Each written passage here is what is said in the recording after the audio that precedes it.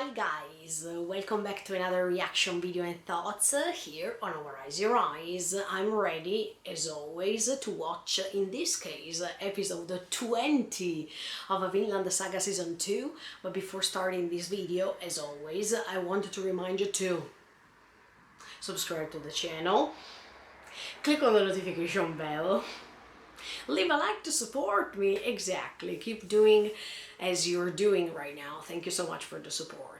Okay, in the previous episode we saw that this huge battle is starting and so many things are happening, so I think it's better to go on and watch and see how it goes on. Are you ready to join me with these? Check it out.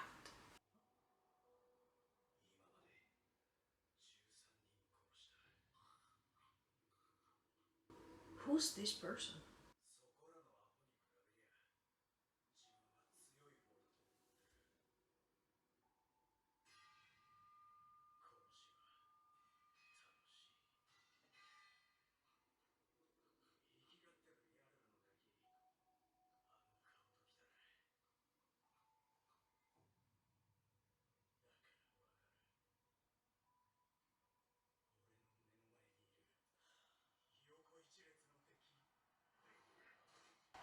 Oh, this is Snake's co-worker, let's say.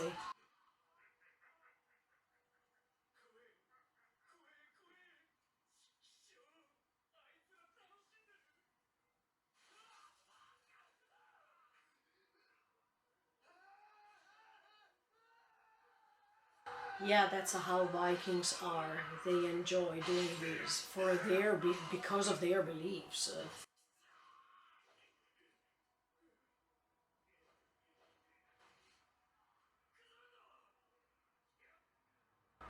What the F? Ah, this reminds me that fellow of Askeladd.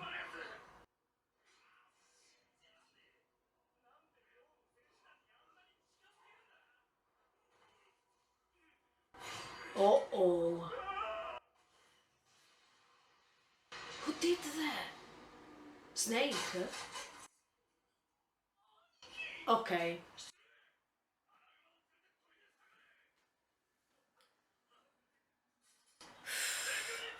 Of course they are losing, as much as he was saying.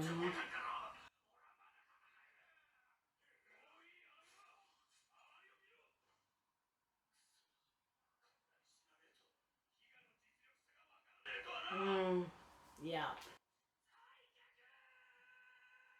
And where do you go? I mean, even if you retreat, where do you go? They're going to catch you anyway. Oh!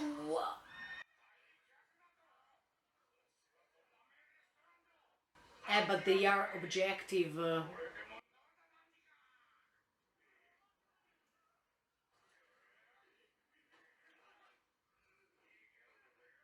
No, come on, Ketil. Ma, who cares about the debt?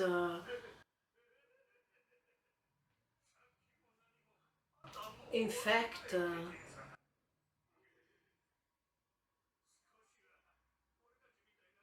mm, mhm.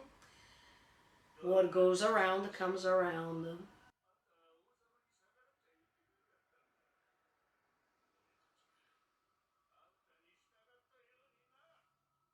Here we go. That's what I told you in the previous episodes. No, this is wrong for sure, but what he said previously was right.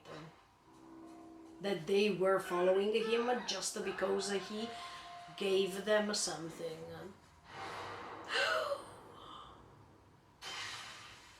What the F?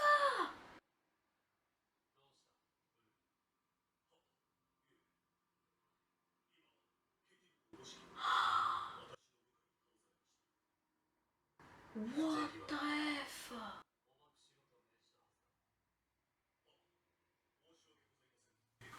Ketty died.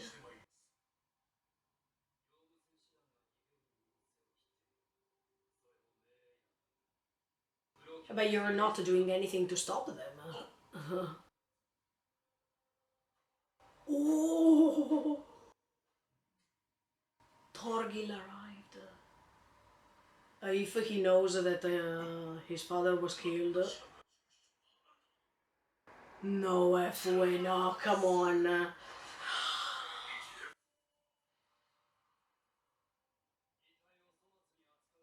No F. He felt it. Whoa. No, I don't think so. Oh my. Whoa.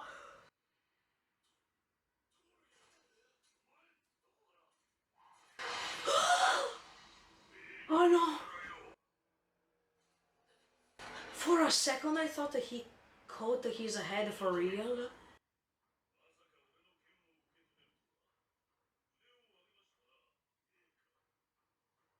What the? Uh, your sword is gone, Kruto. Oh my! I've never expected these.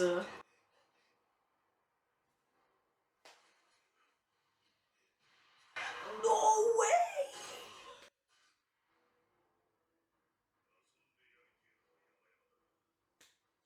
What's going to happen now? No, I can't believe this. Who stopped him? The commander. No, I mean it's impossible they kill Knuto. But the king is weak. I mean, we realized. Oh, as we predicted already. No.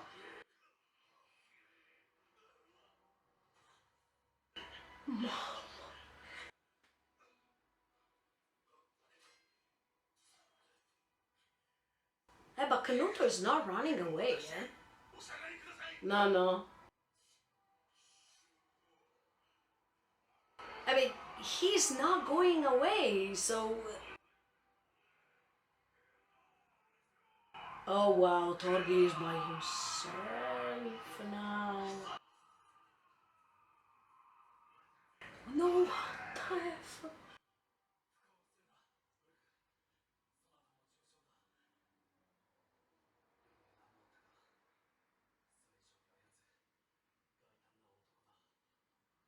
He reminds him of...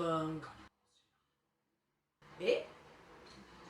I thought that he thought about Bjorn because more or less... No way, Ketil died like this in an instance.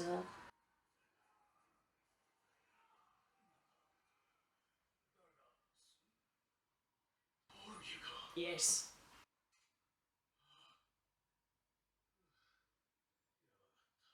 But what about Olmar? Where did he go?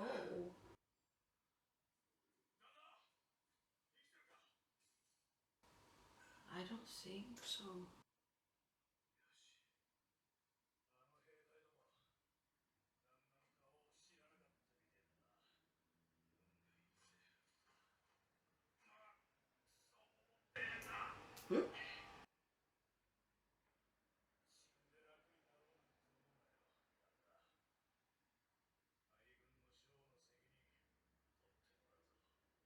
Hmm? Hmm.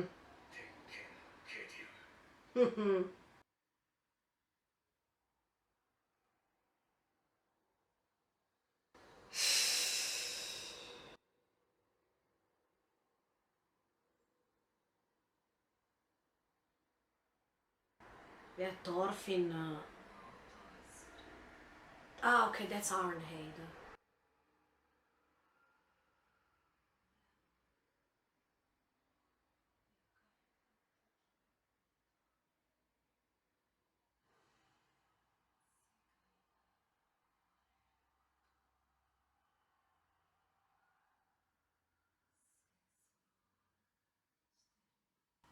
Yeah.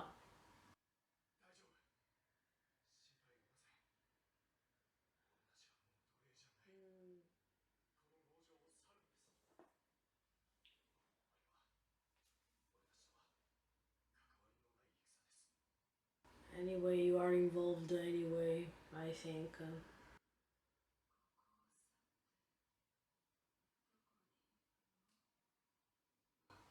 We don't know. We go to Vinland. Uh, and then we go to Vinland. Iceland.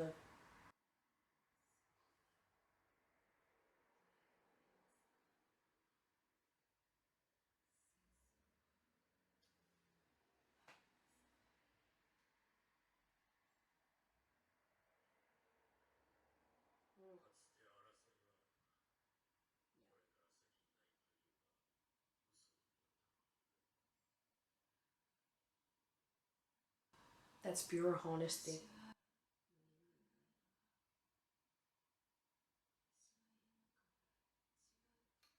Oh no, is she going to die?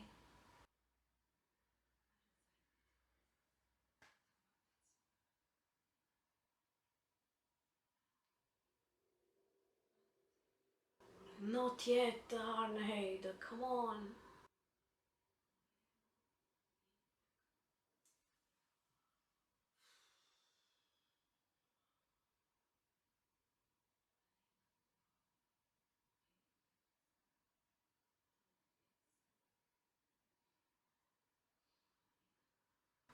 No, don't go.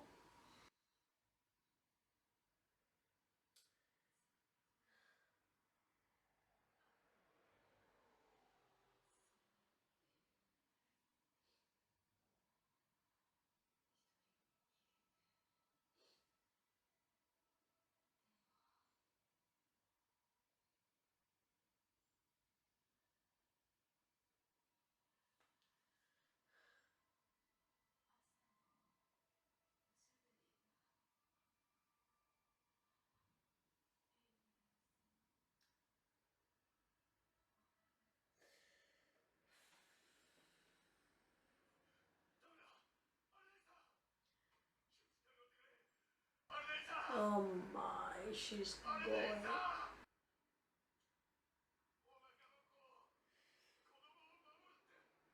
Maybe she feels the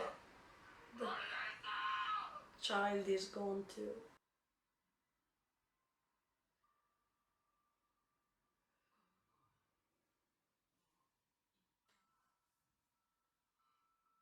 She can feel it, of course.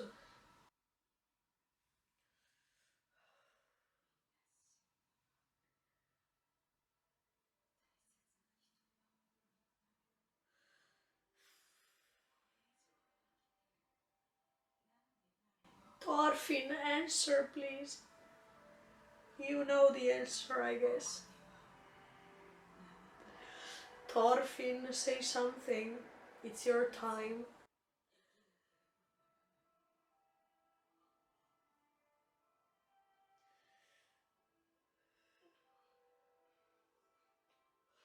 No!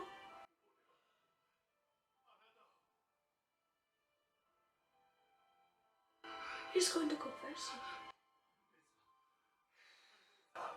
Oh my.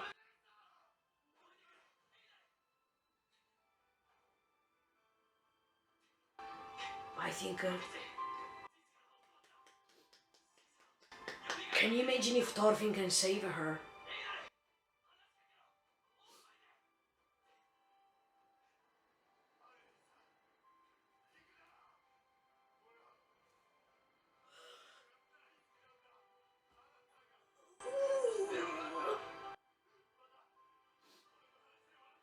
Oh my. Oh my. Oh my. Save her. Save her. Save her. Save her. Oh my. I think she's dead. No.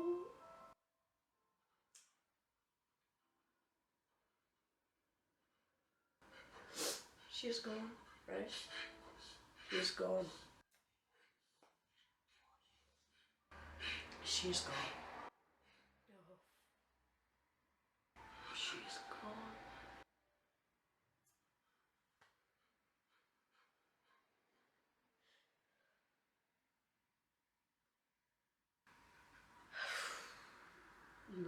halfway.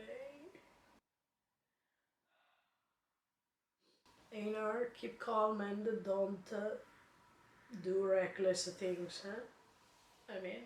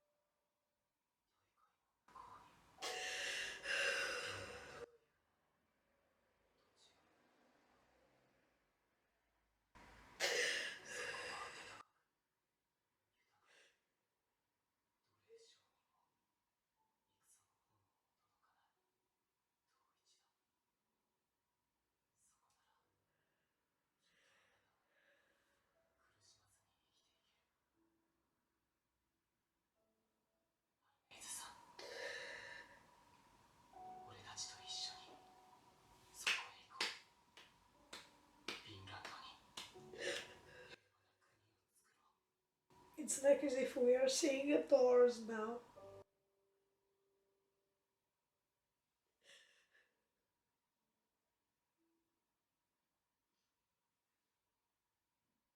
He could see Thor's in him too.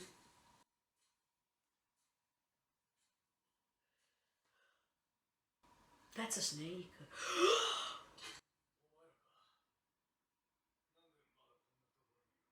Oh my. And now. And now, no. No. No. No.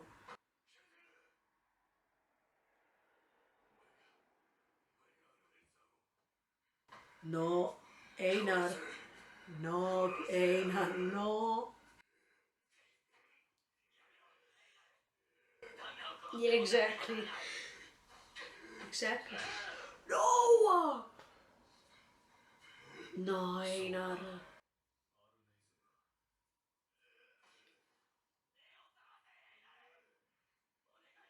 Yes. What the F?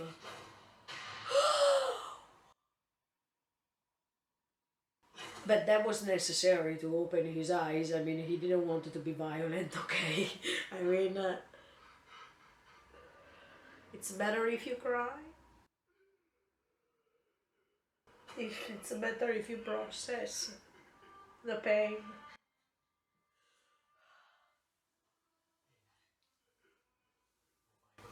No, in fact, more than Thorfinn, there's no one else. Yes, yes, yes, yes. Yes. 11 years, it's not 1 month. Oh my, I'm destroyed.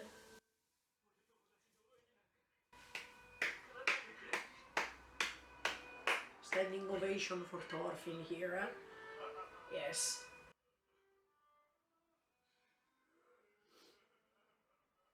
Yes. Well, Maketi survived. I thought that his head was cut.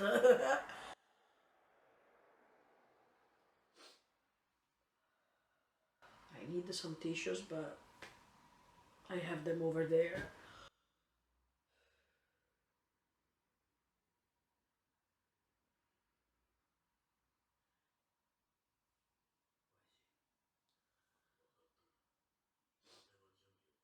Oh, wow, they are going? But what about Knuto? I mean, Knuto got the land at this point. And what about Ketil? He's going to stay? Snake is going to stay?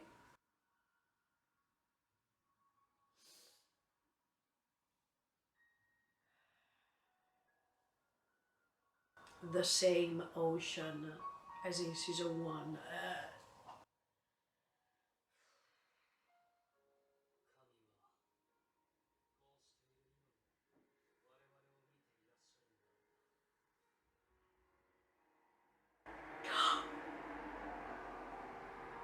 Ah, no, I thought something else.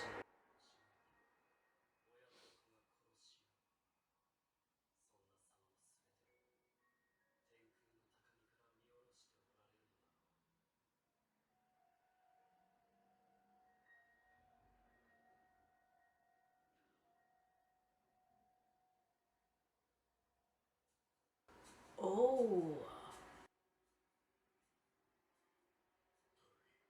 Oh.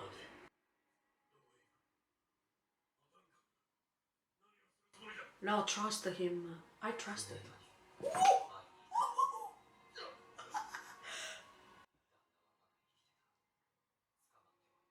Whoa. Oh my.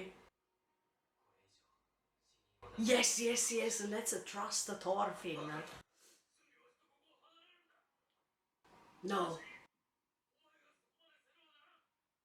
He lived in that place for years. I mean, I understand Leif, how he's afraid to lose him, but he will go later. He will go, but he has to finish the things here first to feel.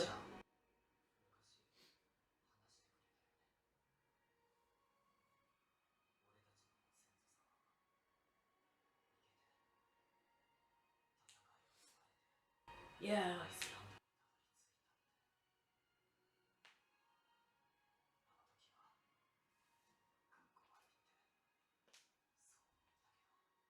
But now it's the right thing to do. Yes!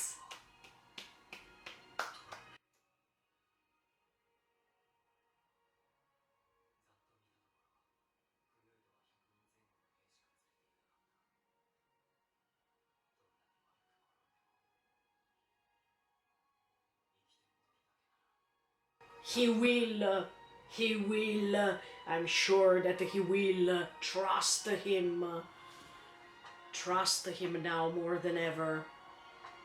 He will make it. He will be back. He will be back. Yes!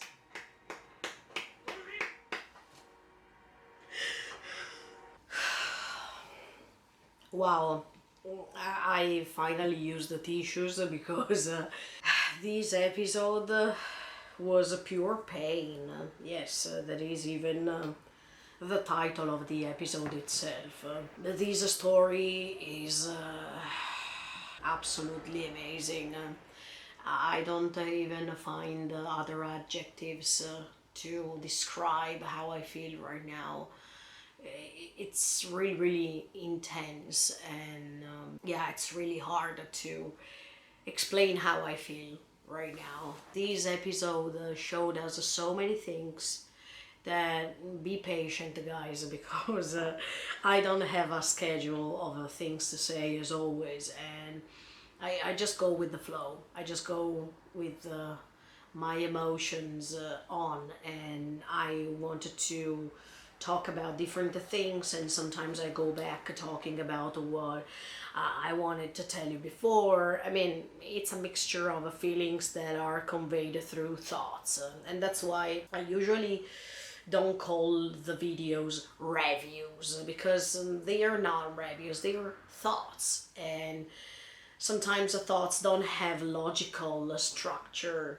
They don't go ahead by a list or by something that is already projected before. I wanted to start talking about that slave that met Ketil while he was trying to retreat, and he was stopped by Ketil. Ketil was understanding what was happening only in the moment in which the slave talked to him honestly and said, look, there's no need for us to fight for you anymore, because someone more powerful is going to gain this land, and we were living with you as slaves, of course, course, because you were giving us something. I mean, you were giving us a place to stay. You were pretty kind that we worked for you, and that's it. But as soon as we realize that there's someone more powerful that is going to govern us in this case, we prefer to run away and not to save this land, because this land was yours, it was not our land. I mean, Ketil is realizing that the position in which he is right now is exactly how they felt before they became slaves. And that's why during the reaction I was telling you, what goes around comes around. That's exactly what's happening here. Remember what Askeladd said in season 1.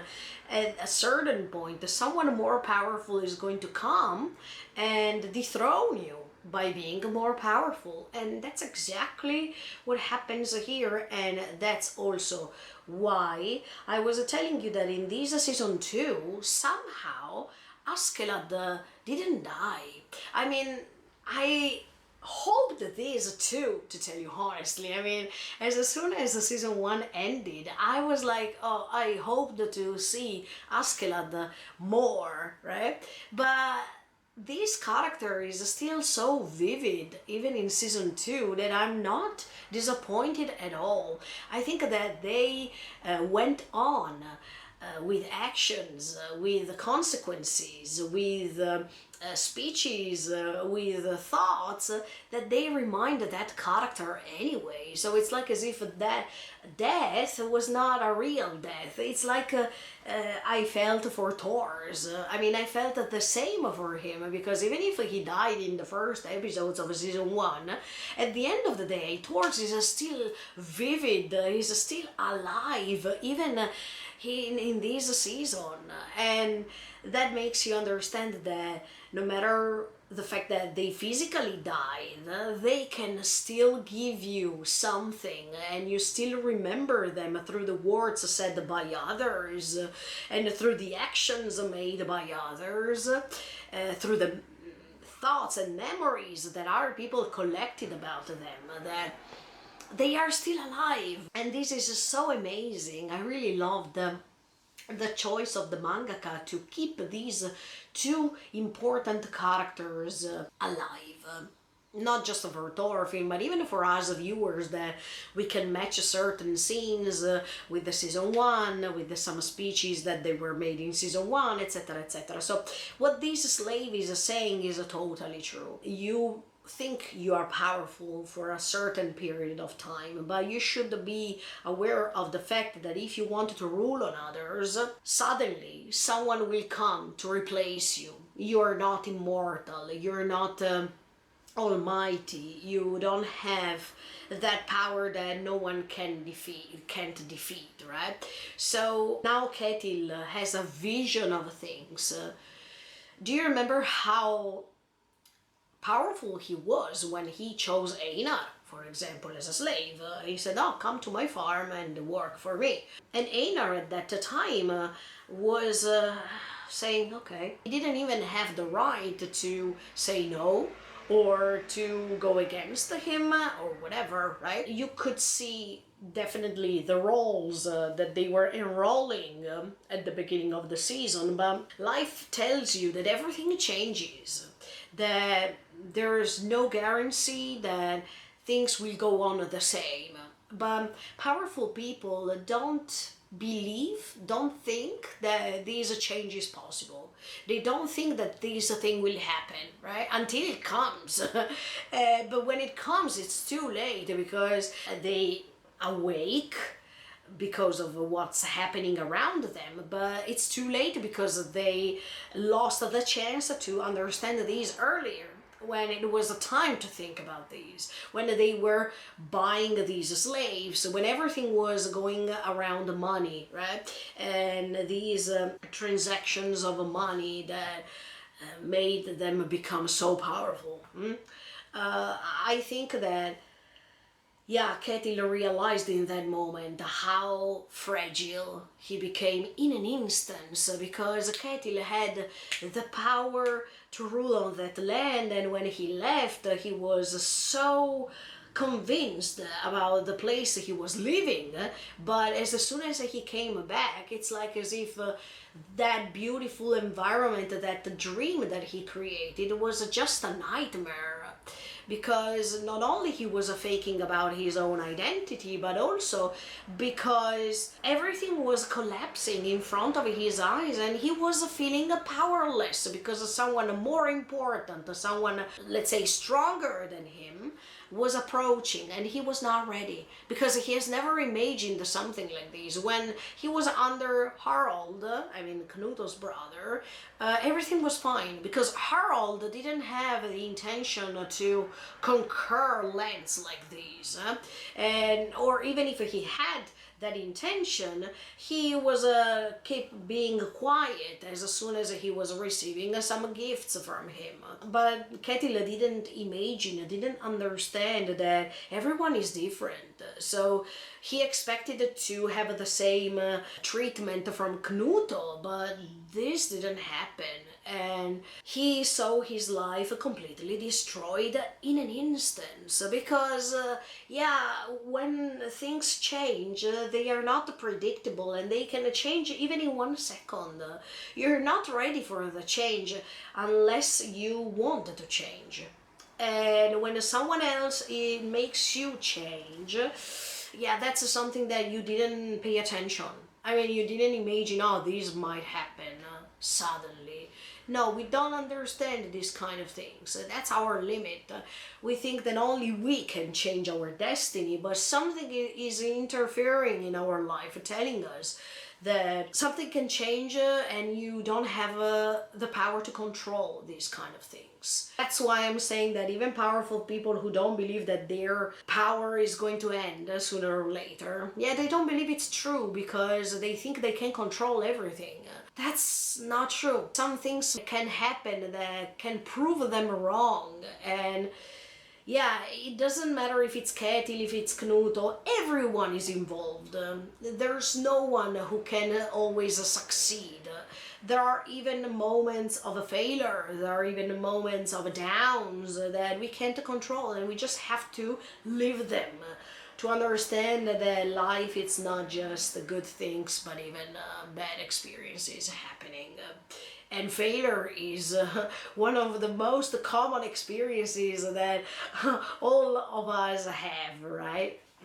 Of course, if you don't agree with what I'm saying, write me in the comments below, because I'm interested about what you also think. But that's how I felt. I mean, Ketil saw his world crashing down so dramatically and so instantly that he doesn't even have the power to change anything, because his time is over.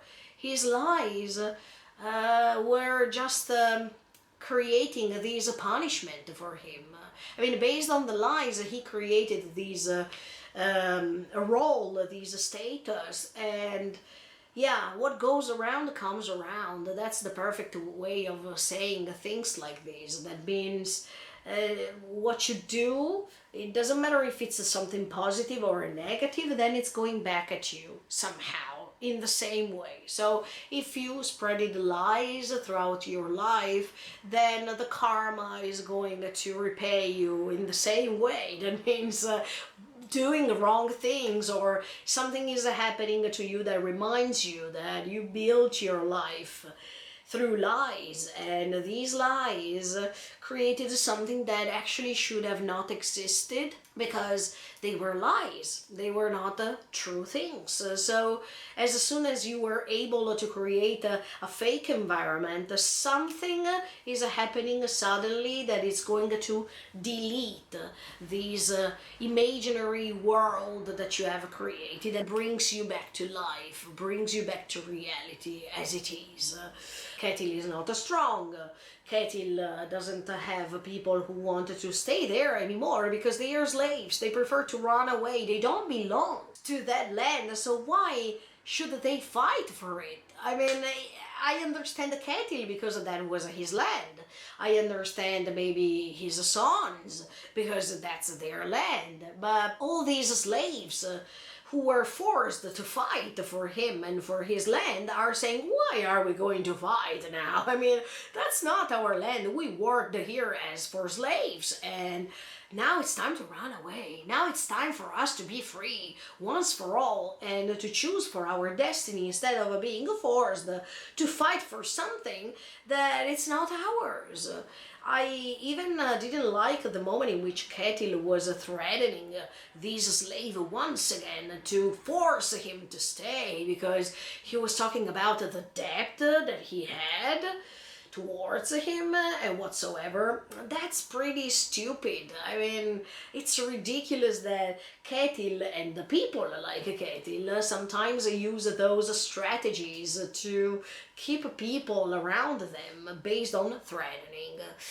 That's ridiculous. The people should stay if they really want to stay. People should fight for you because they really want to fight for the land they spent time where they do things for you because they really want to do things. But all these people actually didn't do things for you because they wanted. They did things for you because they were forced. They were smiling and they were treating you nicely because there was no other choice for them. If they were treating you wrong, you were threatening them already by talking about their debts. So they understood their environment that they were put in, but that doesn't mean that they were accepting this. They were risking their lives if they were rebelling, and they knew about this already. Remember that kid who was punished just because he stole a piece of bread or a little bit of rice. Now I don't remember clearly, but he stole something and he was punished. So those slaves were forced to behave as if they enjoyed or as if they were fine working for him, but as soon as they had the chance they escaped. So Ketil is finding himself in a place that he created thanks to lies, and this place was discovered as something that was not real, for real, and everyone escaped from it as soon as they could. This reminds me the moment in which Ketil discovered about Arnheid and her betrayal to save her husband. And even in that case, Ketil was astonished. He was like, escape? I mean, he couldn't even believe that she could have done something like this. But actually, Ketil, you created this land where people couldn't wait for escaping that land. They were slaves, and even if you treated them nicely and you were so kind and whatever, that was just a stage played every single day. At the end of the day, you were the master and they were the slaves. How are you supposed to think that they are going to stay over there and fight for you and defend that land for you? No, as soon as they see that someone more powerful is coming and you are definitely going to be defeated, they say, oh, it's a chance for us to run away and be free finally, you know? I definitely understand both positions. I mean, I understand how this slave feels and how Ketil feels. Because on one hand, you see that the person who was considered a slave now she or he is free. And on the other hand, you see Ketil, who was supposed to be the master, who was supposed to be free to decide everything for everyone, is condemned to become a slave maybe. And to be punished too, because Knuto said that he wanted to punish him because of what happened thanks to Olmar's actions. The roles here are inverted, and in this story we could already see the fact that roles sometimes are inverted. Look at Thorfinn and Knut, for example. Things are going to change, and you can't prevent the change from happening because all of us are changing through the years, and no one can stay the same based on what we live, based on our own actions, based on what life is giving us. So nothing stays the same. And even if Ketil wanted to create this dome in which nothing would have happened, nothing would have contaminated that environment, Ketil dreamt of this utopia, and this utopia is failing. And it's not working. It's too good to be true. It's too peaceful. And when everything is too peaceful, it means that it's not real in this world, at least. That doesn't mean that maybe in other environments, in other worlds, in other dimensions, this is not possible. But in this one, it's too good to be true. So I like to see how these characters are reacting. The slave was even almost laughing at him, saying, "But didn't you realize where you are and what's happening now? It seems that you don't even realize this. You keep struggling for something that you have already lost." And on the other hand, I like the disillusion on Ketil's face. He can't understand, he can't believe. He still is struggling, believing into something that, yeah, it doesn't exist anymore. And this disillusion can take you to something bad or to something good. We are going to see what's going to happen, because I thought that his head was cut. I mean, at the beginning of the episode, it seemed that Ketil's life was gone. So I was impressed. But at the end of the day, we see that he survived. So let's see what's going to happen next. Especially because Ketil doesn't even imagine that Arnheid died.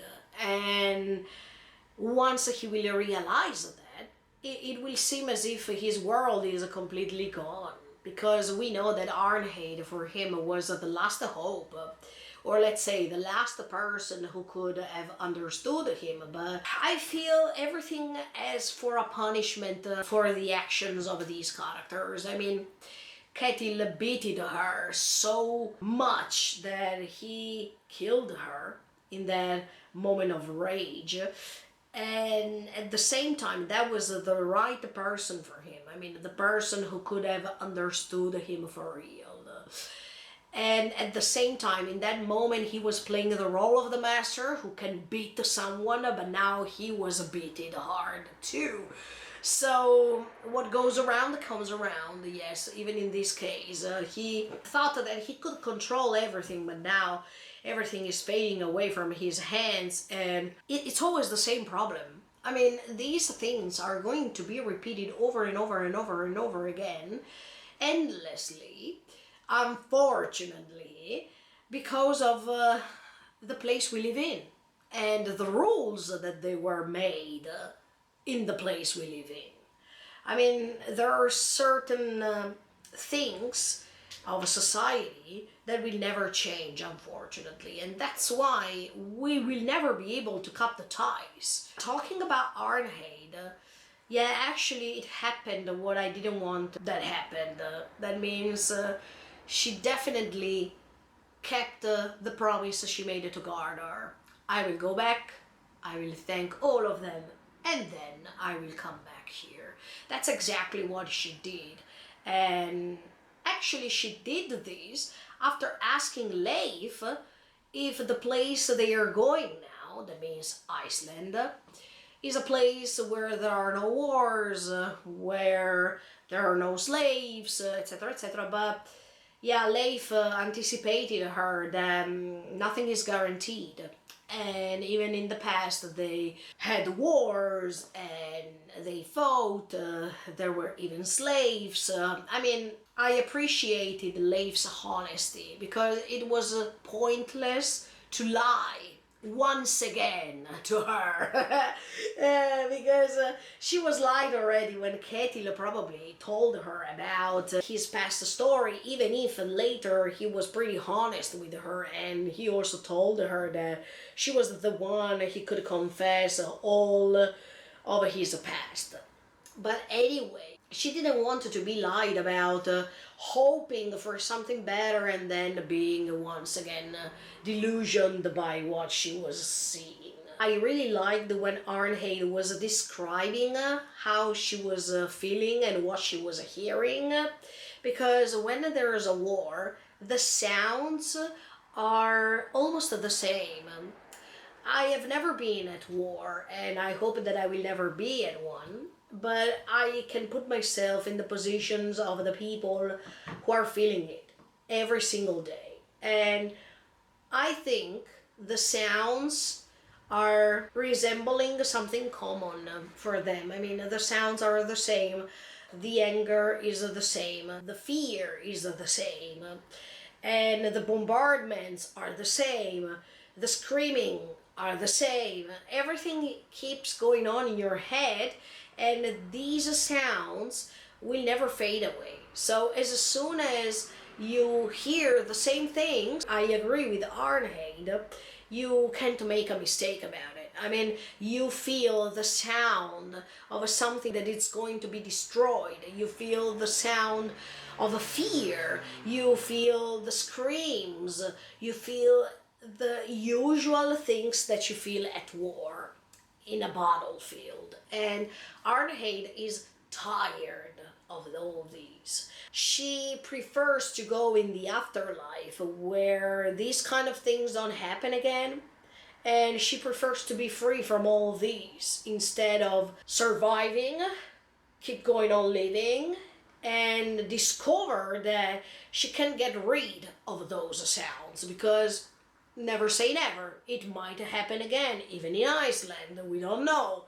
And I agree with her. I mean, even if she couldn't choose what to do of her life because her conditions were already too serious to treat, I liked that she was resilient to choose somehow and say, no, I don't want to go there. Because I know that even if the first years are peaceful, let's say, but then something will happen that will remind me of this moment and even the moment in the past in Sweden. So I prefer to go.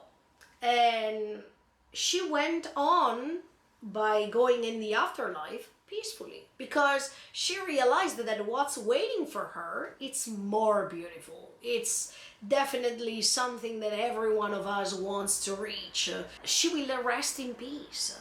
But before doing this, she wanted to thank Einar and Thorfinn and all the time they spent together. And when there are moments like these, guys, I start crying, because that's my weak point, when there are those speeches at the end, I mean, before someone dies, that breaks my heart. I have this sensitivity about this that I can't control. That scene was pretty beautiful, because at least Thorfinn knows that it was worth living also because of this. I mean, he put a smile on Arnheid's face, and he let her live an enjoyable life, even if she was a slave. But thanks to Einar and him, she could find those moments in her dramatic life, and thanks to those moments, she kept going on living. And that's something really amazing to hear. I mean, if I were Thorfinn, I would have felt so amazing by hearing that a person was keep going on living also, and especially because of those moments where we were spending time together. That's the ultimate form of gratitude, but at the same time Thorfinn was not ready to receive this gratitude. I mean, compared to the beginning of this second season, Thorfinn jumped to the next level. He definitely had the proofs to understand that everything was worth it. Especially when Arnheid was asking if Iceland was a good place, and when she was also saying, look, I lost all my dear people, I don't have anybody else anymore. Is it worth going on living? Those sentences that he also was saying out loud and inside himself, that's why I made him understand that that was his time to react. He was the time to do something. And even if it was not working because Arnheid died, he tried. And the fact that he wanted to try makes you understand already the difference. He was apathic at the beginning, but now he's reacting. This reaction starts from an intention, and while at the beginning Thorfinn didn't have any sort of intention, and he was, apathic, depressed, his eyes were completely blurred, now he wants to have intentions, he wants to react, he wants to say his opinion, he wants to keep digging inside himself. That's a huge change that took Thorfinn to the next level. And this level is definitely better than the previous one, but without the previous one he couldn't reach this stage. I mean, he couldn't reach this level, so everything is useful here. And no matter if we are talking about the people we meet, the environment we are putting in, our feelings, and whatever, everything is useful. And we shouldn't forget about these. By the way, I liked in this episode the contrast of colors, because the vision that Arnheid has of the place that she's going to reach is what we call heaven, right? Those beautiful colors, these peace that you can detect just from an image, the dreamland that we all hope to go one day. And on the other side, we see the dark tones of colors of the real world, these dark clouds that are surrounding them, and these sun that doesn't come out because it's reflecting what's happening in that moment. That means that there's a fight. When there's a fight, it means that lots of blood is going to be spreaded, and lots of fear, lots of anger, lots of revengeful thoughts, the usual things. And those dark clouds, they can't let the sun penetrate, because until there are those feelings, then you can't expect that something good happens from all these kind of things. If you keep continuing doing these kind of things, you can't expect that the contrary things are happening.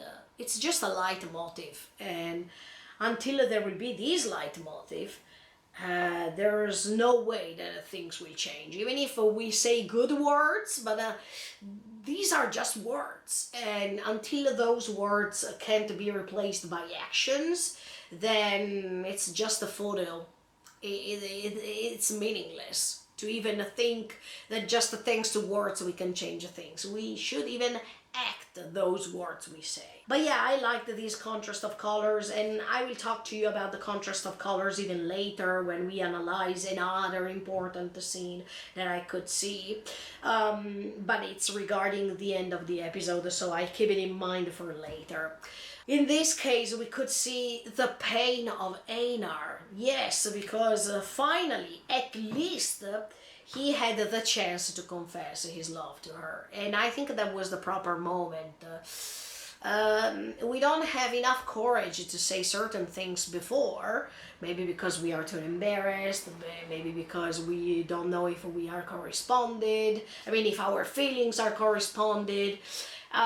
There's something that is refraining us from doing certain things. And before dying, or before seeing that a person is dying, you have this courage. Instantly, you know that you can say those things, as if you know that then there is no other chance. So we are pathetic as human beings also because of this, because when we have the chance to say certain things, we don't say them.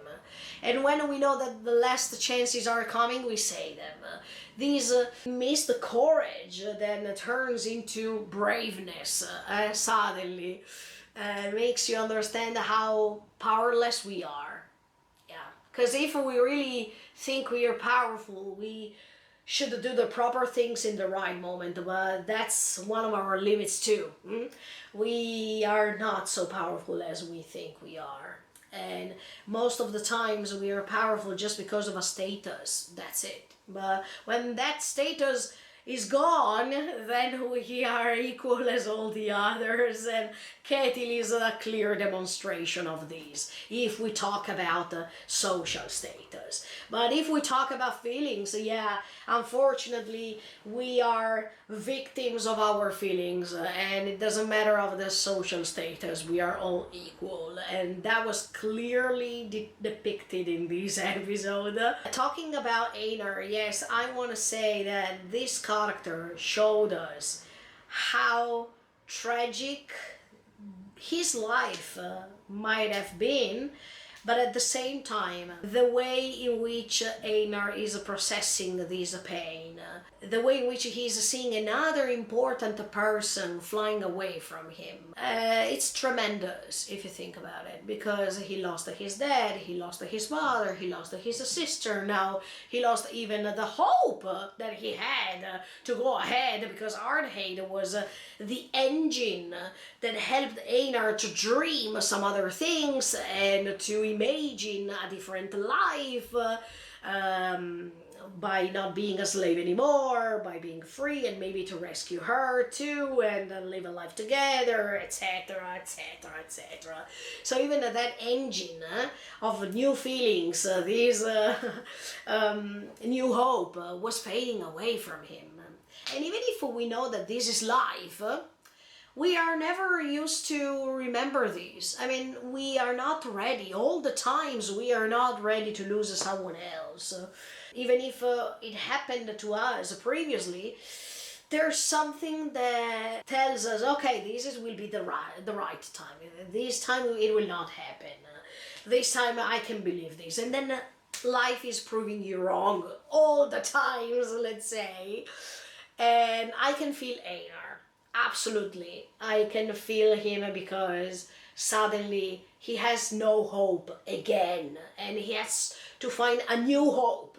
He has to find a new way to understand that everything that he was doing was worth living. Those moments was worth living, the pain was worth living, the moments coming after the pain, etc., etc. Even if he lived these already, he needs to do everything once again. It's like when you game over. I mean, when you lose the game and you have to start everything from the beginning again. You feel disappointed.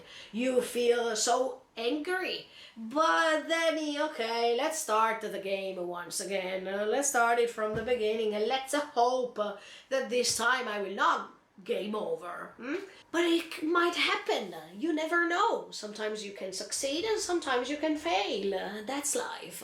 But for Einar, it's even more painful, because not only he put all his hopes in this new project, in this new life, that it was reflected in front of his eyes, but he could find a person that was having things in common. Both Arnheid and Einar lost dear people. Both Einar and Arnheid were slaves, and both Einar and Arnheid were taken away from their homelands. I mean, they have so many things in common, and in this case, it's hard to let a person like this go. It's hard to see that she's gone. And it's real.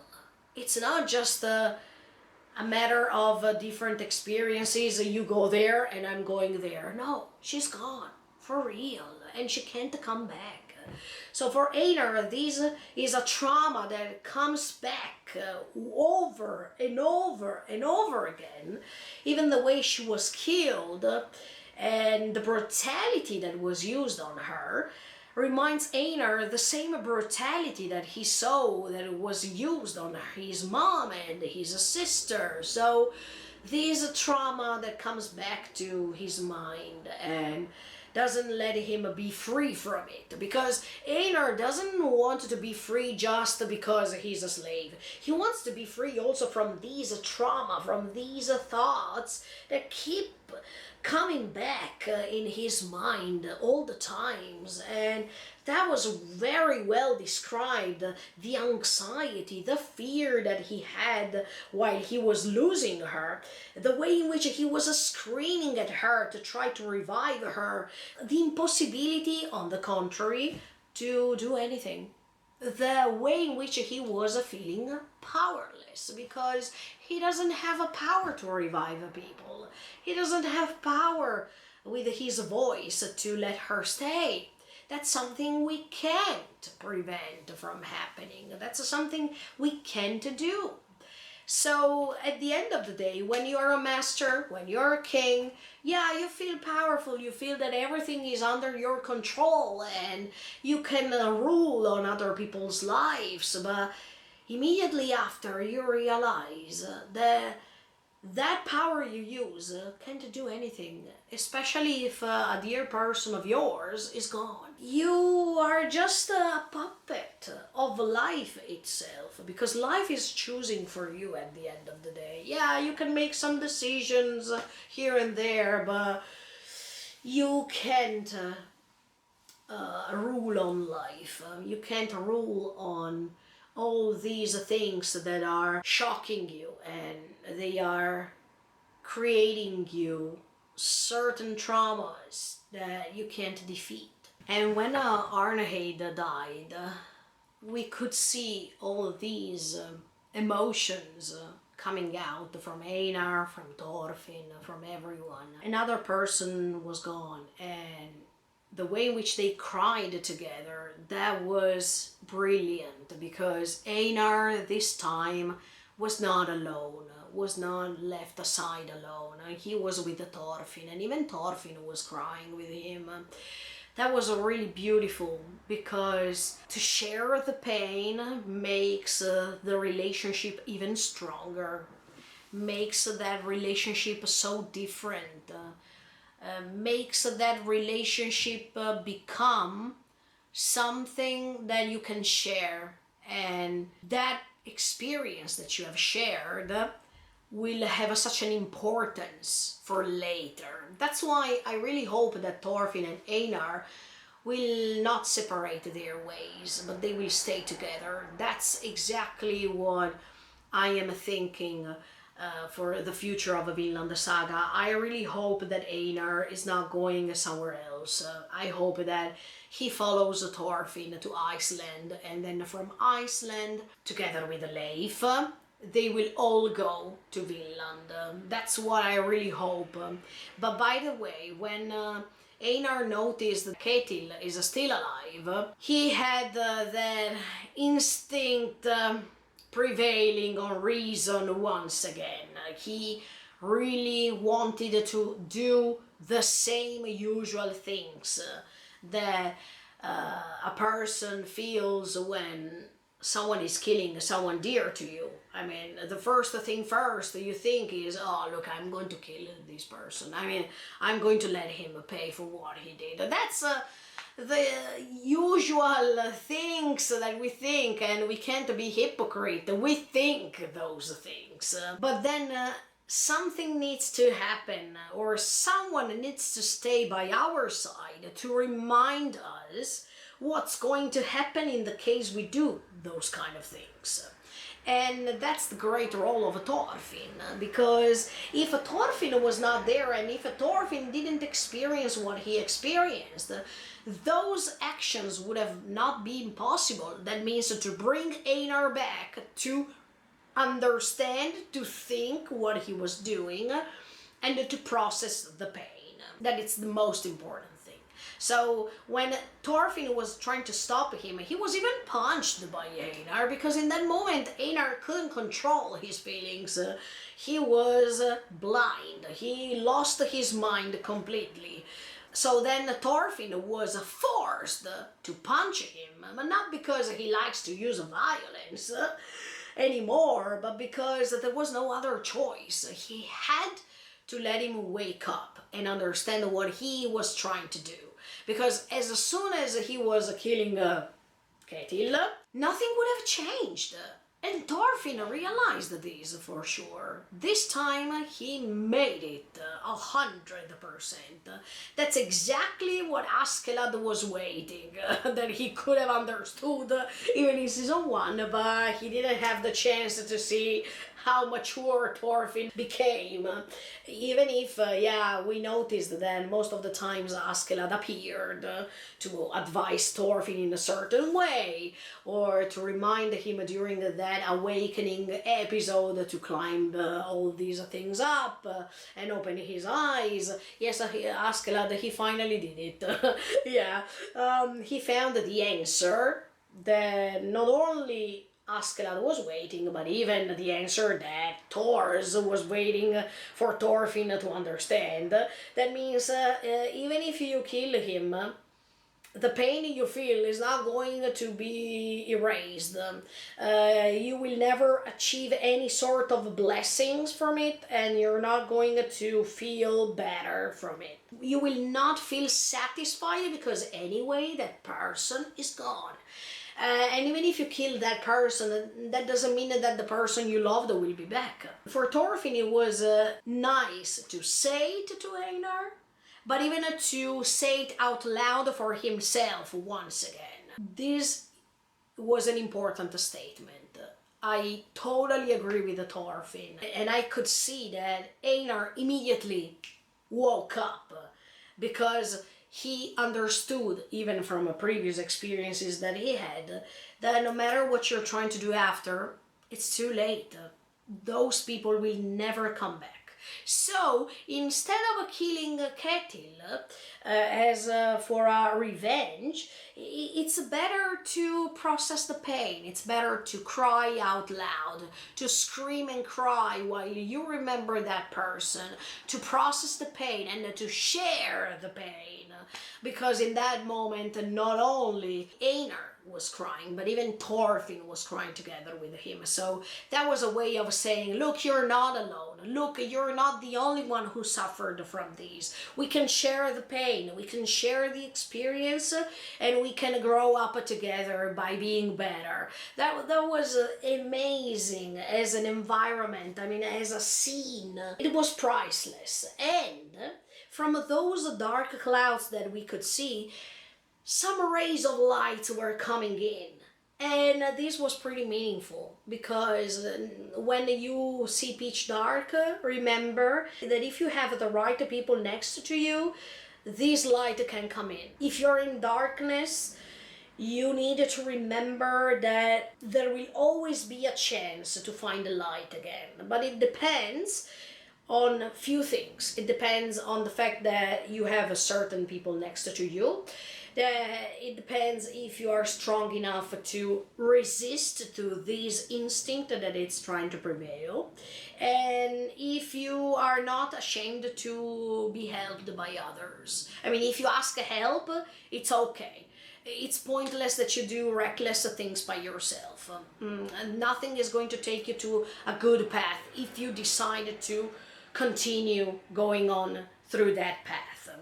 So what Thorfinn did was majestic, was something really, really nice, and we could tell that for Einar, Thorfinn is the best friend, the person that is there when he or she is most needed. I really liked that moment. But just for a second, I wanted to underline another thing. When Einar is saying to Arnheid, I love you, I need you, so please stay, etc., etc.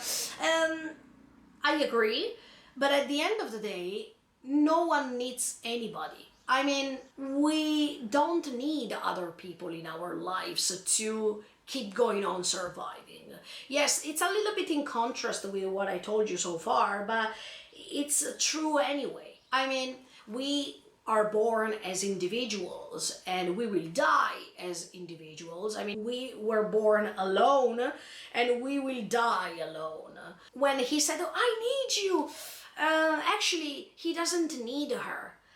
because he will definitely survive even after her death. So this idea that people need someone else to go on living, it's not true. You can find this confidence even by being alone, even by being yourself. And when you need someone, it makes you understand that you are pretty fragile. And in fact, Einar was fragile in that moment, but he needs to remember all the times in which he was by himself, and anyway, he survived, he made it.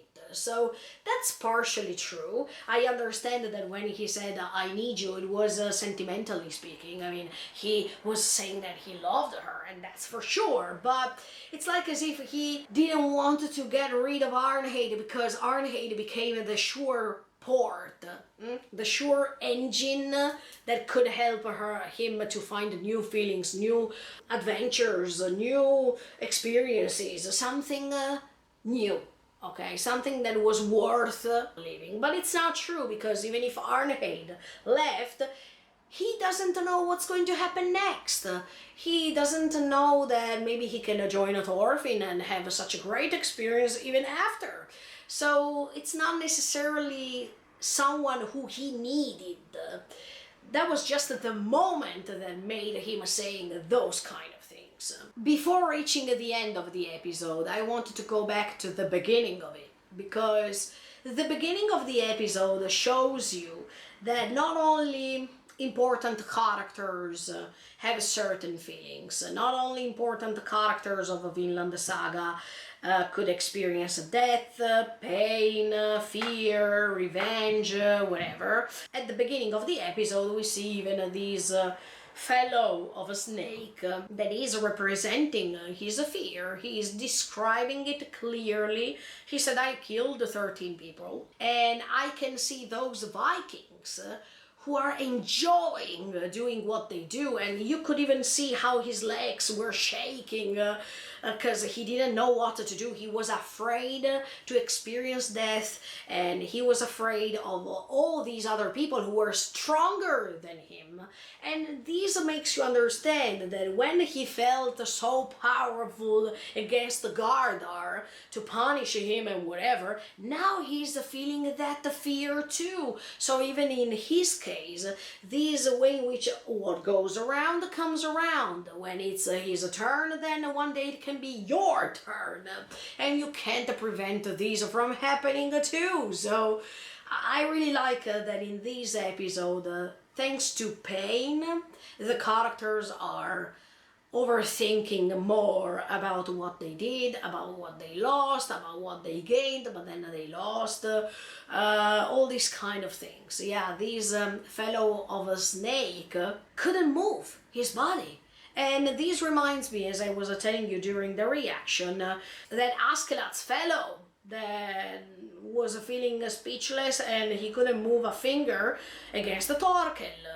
Yes, in that moment he also lost his mind, and he was completely shocked that he forgot about who he was, where he was coming from, what he was till that moment. The fear shocked him for life. And even in this case, you can see the same thing. When this fellow of a snake is realizing that for Vikings, on the contrary, to do something like this is normal, and they don't even feel pain, they don't feel sorrow, they don't feel anything, they just do it. It's like, I don't know, it's like drinking a glass of water. For them it's nothing to feel scared, nothing to feel guilty of, because Vikings have their own beliefs, and they believe that the more they kill, the more they will go to Valhalla, and these beliefs are condemning them, but they still don't understand these. While Askeladd, when he was talking to Thorfinn in that hellish scenario, was telling him, look, they are not stopping, they don't even realize, and this thing will go on for them even in the afterlife, because once you are stuck into those beliefs, There's nothing that can prove you wrong. There's nothing that they can tell you, look, Valhalla doesn't exist. Valhalla is not the place you believed in.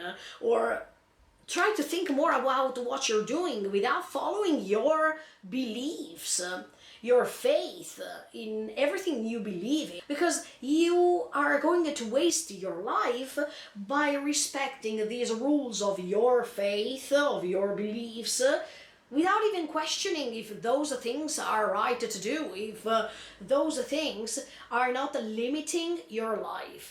And actually for Vikings, this way of believing and trusting Valhalla, it's just a limitation. Because they do this thing without thinking, and they think it's right just because they will go to Valhalla by being the strongest, by proving on earth that they can kill everyone, and the more they kill, the better it is. See, it's a different belief. While we believe that it's better to be kind, that it's better to do certain things, because if we are kind on earth, then we will go to heaven. If we are bad here, we are going to hell. But nobody is guaranteeing us that this will be true. Maybe in the afterlife, we will find all ourselves in the same place. But when we were alive, we were believing in those kind of things, so we were mentally tricked. I really liked the beginning of this episode, yes, not only because also secondarily or thirdly characters are important because of how they represent their feelings, but also to let you understand that what you think that is right for other people is not, and vice versa. And there is not a common law or something that tells you which one is right and which one is wrong, because everyone is just following their own principles, their own feelings, their own beliefs.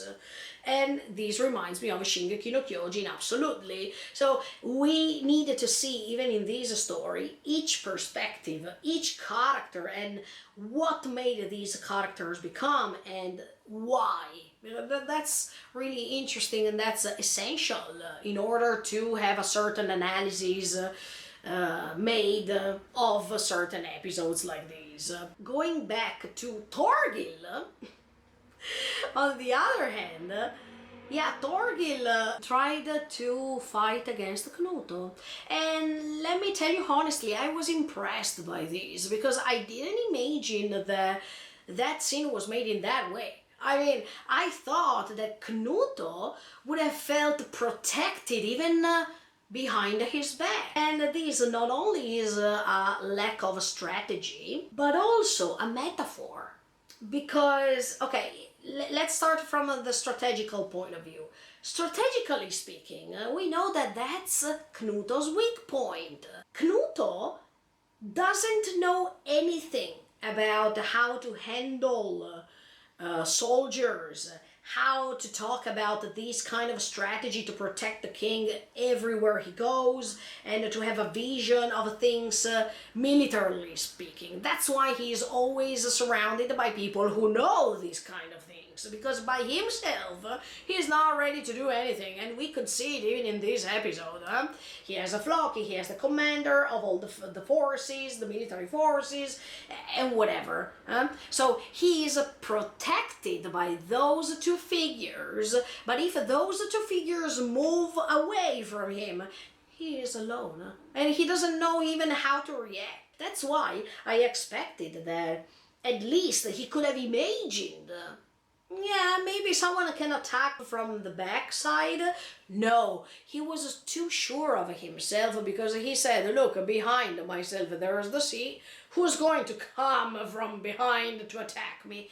You're wrong, Knuto, because when you are a king, or at least if you want to play the role of the almighty king that knows everything, etc., etc., you missed this point. But this point is essential, because if you're killed, everything you did or everything you thought so far is pretty meaningless.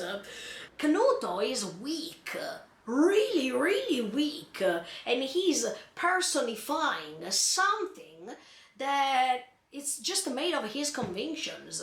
I don't see any difference between Knuto and Ketil. The only difference that they have is that there are people on Knuto's side who are loyal to him, let's say, and on Ketil's side he doesn't have anyone loyal.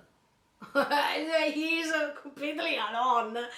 But if one day someone more powerful than Knuto comes, I'm pretty sure that even Floki and even the commander and all the other soldiers, they will go away from him. So there is no difference, you know. It's just in this specific moment that Knuto seems to be stronger. But that doesn't mean anything. It's just a matter of role. It's just a matter of the moment in which you're living something. But metaphorically speaking, Knuto is still weak because he doesn't have anyone who really cares about him, who really pays attention on his persona, because he lost those people. He lost his brother, who really cared about him. He lost Ragnar, who really cared about him, so now he's completely by himself. He is not even trusting those people who are loyal to him, and he's good in this because there's nothing to trust here. He is by himself.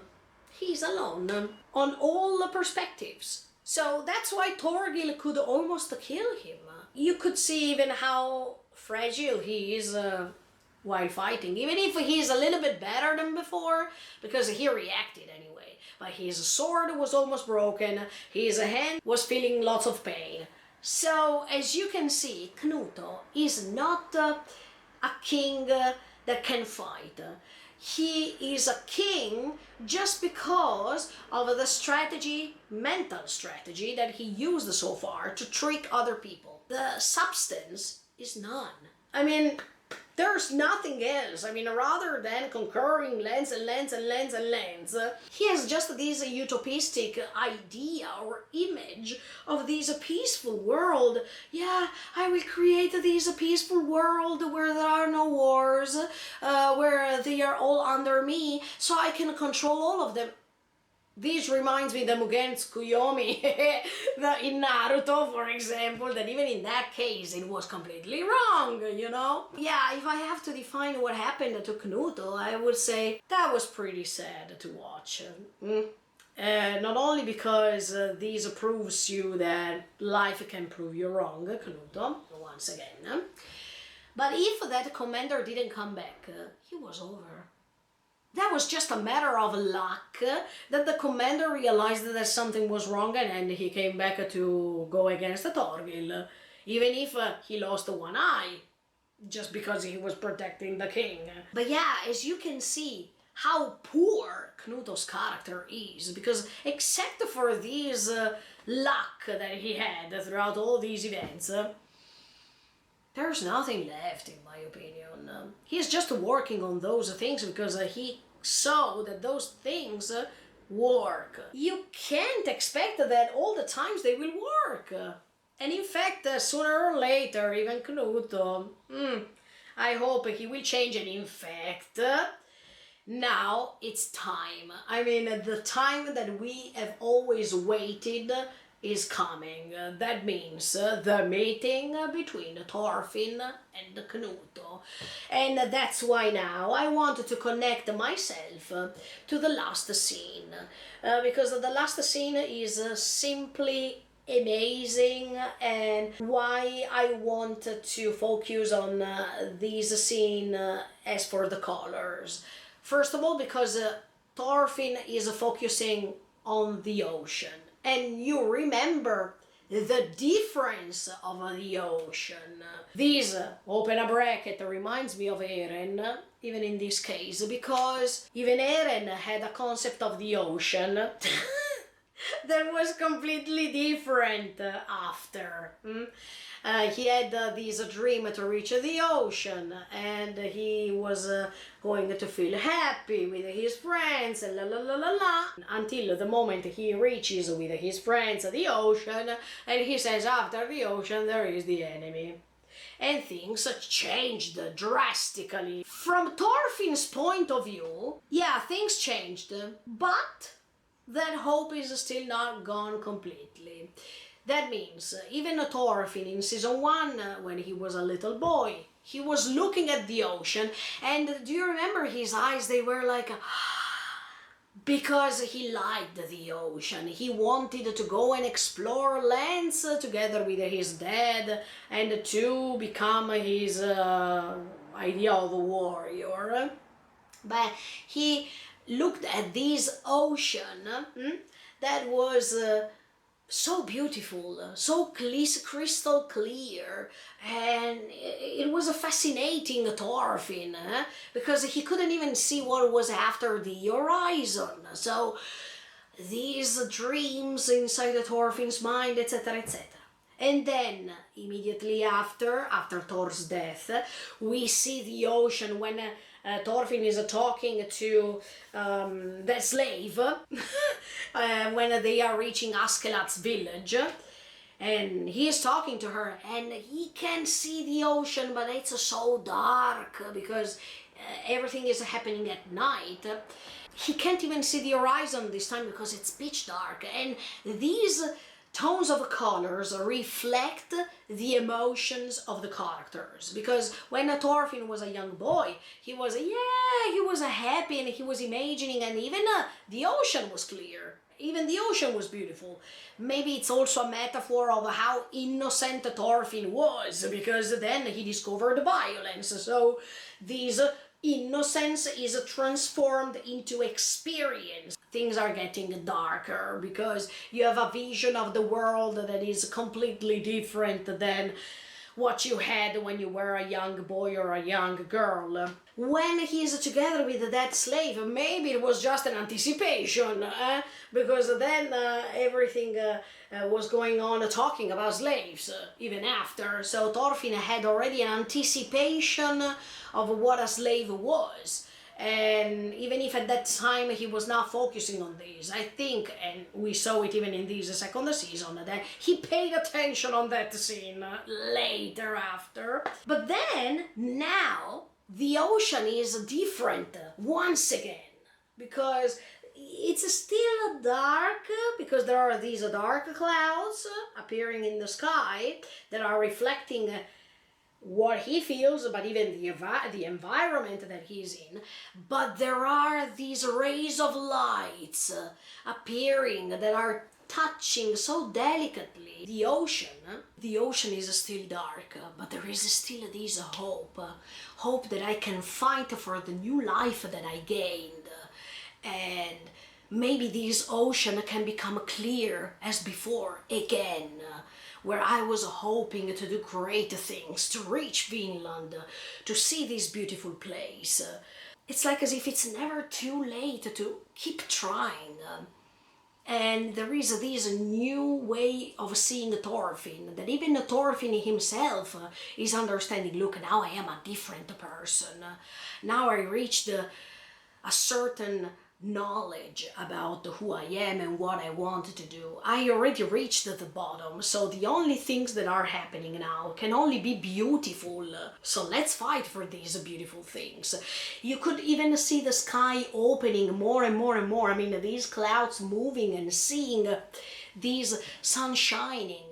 And while he is thinking things like these, there are the words of Knuto in the background, the same statements that Knuto said in season 1. It's like as if God is looking down on us. It's like as if God wants to show us how powerful he is. It's like as if God is challenging us by taking away from us our parents, our dear people, the children and the families fighting or killing each other. It's like as if God is testing us. And you know what Knuto wanted to do after. He was challenging God by looking like this even in season 1, and in this season Thorfinn is looking up in the sky in almost the same way. But I think that the intention is totally different, because here we don't need to see slaves in this case. We don't need to see wars, but for real, not just by faking to interpreting this role of the merciful king who is controlling everything, and in the meantime he is killing people. No, it's hypocrite. He is not telling the truth about his own actions. So Thorfinn, in this case, by looking up firmly like this, he is saying to God, look at me, because I now understood what to do, and even if it will be hard, I will keep trying, no matter what. But before reaching the last sentences said by Thorfinn, I wanted to praise another thing that Thorfinn did, and it was when Arnheid died, that he resembled Thor's. Absolutely. It was like seeing Thor's, a blonde Thor's, because when he is going down on his knees and he is taking Arnheid's head and he's talking about Vinland, it reminds me of the first episode when Thors was doing the same with that slave, and he could let this slave rest in peace by thinking about Vinland. He said it after Arnheid died, but he definitely wanted Arnheid to know that even if they will go to Vinland without her, physically speaking, they will take Arnheid to Vinland anyway. They will talk about her, they will spread her experience, they will spread her story, they will talk about how kind she was, etc., etc. So she will not be forgotten. Even if physically speaking she's gone, that doesn't mean that they will not remind of her in Vinland too. Why Vinland? Because Vinland is a place where people are not slaves, where people are going to not assist to wars, and it's a peaceful place. So not only that the slave that was condemned in season 1 and was killed, Thor's even paid for that slave, do you remember? In this case, we could see how Thorfinn grew up and how he treasured that scene that he could see in which his father did the same. Now Thorfinn is going back to the good path, and I'm really happy for that, because he treasured what his father tried to teach him.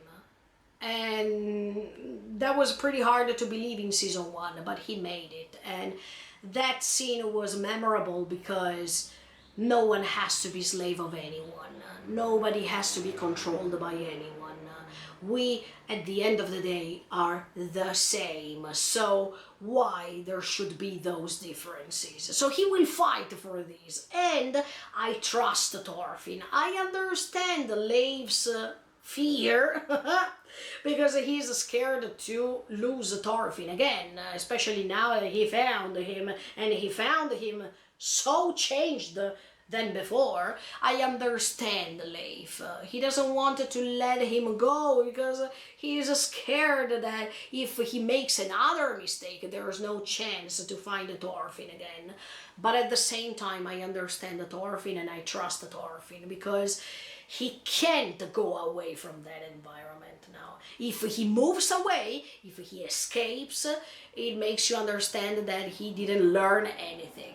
Because it will be too easy for him to go away and let the things go as they are. Who cares? I prefer to be selfish and save my life, Einar's life, and let's go. No, he spent time over there. He spent years in that land, and he can't be so disrespectful to leave that land in that condition where wars and slavery are predominant. So what Thorfinn is doing is, look, I changed and now I wanted to show not just to myself, but I wanted to make my words into facts. And to show people that there is a way, there is this first method, or at least even if there is not that first method, let's try anyway. to change Knuto's mind. As much as Knuto changed Bjorn in that moment when he revived him, let's say, because he was completely becoming a beast. Now it's Thorfinn's turn to change his mind and to wake him up. I wanted to see what he says, and I like even how brave Thorfinn is to say, look, I know Knuto has 100 men, and I think that I will still be able to be back alive. Because he will say things. He will not contrast Knuto with violence or by fighting, because Knuto doesn't know how to fight. So in order to defeat Knuto, we need to use the same things that he can also use. That means words. And that's why I'm pretty curious about what's going to happen. And yeah, I really liked what Thorfinn said at the end. I am proud of my ancestors who stepped away from wars. At the beginning I said the contrary, but now I can say that I am proud of them. And Leif was like, wow, it's like to see Thor's back. The way in which Leif could see his dear friend back. The legacy is not broken, the legacy is still going on here. When he's turning in that way, yes, it reminds me of Thor's. We know what happened to Thor's, but I think that this time it will not happen anything bad on Thorfinn. This time, even if Leif is reluctant to believe so, but he needs to trust him. Let him go, do the things he needs to do, and I'm sure that he will be back, and this time they will go back to Iceland together. Yeah, I can feel Leif now. I feel him, because he let the Thors decide what to do, and that bad thing happened to him. It's hard to let his son go also because of the promises he made to his mother and his sister, because of what he promised to Thors to take care of Thorfinn, because of all the things he promised. He really wants to not fail this time, but you will not fail, Leif. You will take him to Iceland, I'm sure, but just wait, because if you take him away from now, then Thorfinn will regret and everything will start again. No, this time he has to finish what he started. And this procedure to mature needs to go from a beginning to an end. And if there is not the end of it, then this process was meaningless. So can't wait. Now you could see when Thorfinn turned to Leif that his eyes were completely different. So Leif, okay. Because Leif was also afraid that he was going to fight again. But as soon as he turned, you could see this beautiful, clear face of a person that finally understood what to do for good. Something for good, not something for bad. So, wow. I can't wait for episode 21, and sorry for these long digressions, but as I told you, I needed to tell you everything in order to understand the episode by myself too. Then if you have other suggestions, please write me in the comments below what you think. But yeah, these are all my thoughts for this episode. Yeah, I think that I said everything clearly. Yeah, I don't know where Olmar went, sincerely. We don't know where Floki is, because we didn't see him. And Knuto was saying to the commander, go to Floki, and even when Knuto says, oh, you didn't follow my orders, I didn't order this, I didn't... Oh, Knuto, anyway, you wanted to conquer the land, so even if you didn't use those specific words, anyway, you wanted to conquer that land, and no one can say no. These are just cute words, while anyway you're doing something wrong, so there's no excuse about these. Yeah, I think that I said everything. Yeah, I'm curious about Olmar, sincerely, and I'm curious about the snake, because the snake keeps fighting, and at the same time now he's taking care of Ketil. Let's see if Sverkel is dead or not. I mean, we have so many other things to handle. Maybe, look, I hope then they can take Sverkel to Iceland. No, maybe they can't, but to let him die peacefully, that's a good thing for him too, yeah. Let's see how it goes. Let's see how Ketil will react. Let's see if maybe he also wants to go to Iceland, or maybe they also wanted to go all together to Vinland. We don't know what Snake wants to do. So many other great things are happening. We don't even know if Thorgil will be back to attack again. We don't know where Torkel went, because we didn't see Torkel anymore. Lots of things. Okay, stay tuned and keep on watching me, guys. Thank you so much for the support. Thank you for subscribing to the channel, and thank you for all the beautiful likes that you send me. Thank you, thank you, thank you. See you next time with episode 21 of Vinland Saga Season 2. In the meantime, stay tuned and keep on watching me. Bye, guys. See you in the next video. Bye.